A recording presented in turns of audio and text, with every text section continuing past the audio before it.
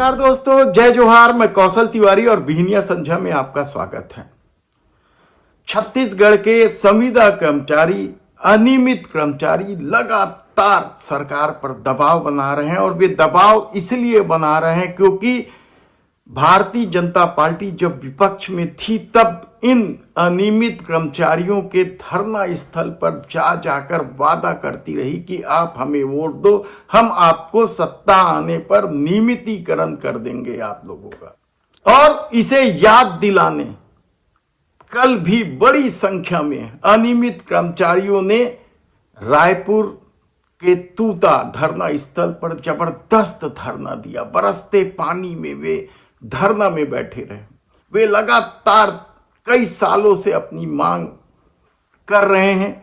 Doctor Raman Singh के जमाने से, यानी जब डॉक्टर रमन सिंह मुख्यमंत्री थे तब से वे धरना दे रहे हैं। तब कांग्रेस के नेता जाकर उन्हें कहते थे कि हम हमारी सत्ता आने पर नियमितीकरण कर देंगे, लेकिन 5 साल भूपेश सरकार रही लेकिन उस ओर देखा नहीं। थोड़ी बहुत कागज पत्री, नाटक नौटंकी चलता रहा, लेकिन उनकी मांगे नहीं मानी गई।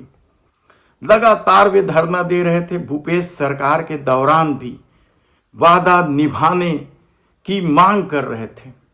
तब जब भूपेश सरकार इस मांग को अनसुना कर रही थी तब भाजपा के लोग, डॉक्टर रमन सिंह, मोहन सेठ, मुन्नत सेठ, पता नहीं कितने नेता, भारतीय जनता पार्टी के प्रदेश अध्यक्ष, सब उनकी मांगों को सत्ता आने पर पूरा कर देने का दावा करते रहे।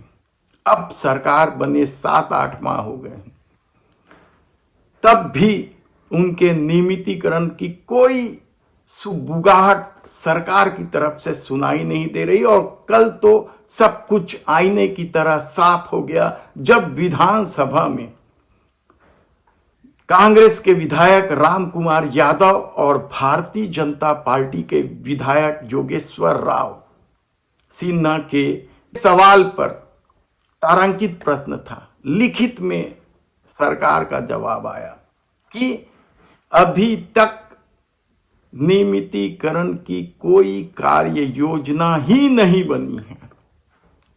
न संविदा कर्मचारियों का, न ही अनियमित कर्मचारियों को लेकर अभी तक सत्ता ने कोई योजना नहीं बनाई। यानी आप सोचिए कब योजना बनेगी, कब समिति गठन होगी और कब नियमितीकरण होगा। देखना है कि इस सरकार के इस फैसले के बाद या इस लिखित जवाब के बाद अनियमित कर्मचारी या संविदा कर्मचारियों का रुख क्या होता है, क्योंकि वे लगातार अपने को छले जाने को लेकर बेहद ही दुखी हैं। कई लोगों की तो नौकरी की उम्र की सीमा ही निकल गई है। ऐसे में यदि उनका नियमितीकरण नहीं होता है और बीच में हटा दिया जाता है तो उनका क्या होगा। संविदा कर्मचारी और अनियमित कर्मचारियों का अपना दर्द है। कहा जाता है कि उन्हें नौकरी में रखने के नाम पर अफसर किस तरीके से शोषण करते हैं। अफसर ही नहीं, यह बात भी सामने आई थी कि अफसर के घर वाले, यानी जिसमें उनकी पत्नी है, बच्चे हैं, वे भी अनियमित और संविदा कर्मचारियों को दबाव पूर्वक काम कराते हैं, घरेलू काम।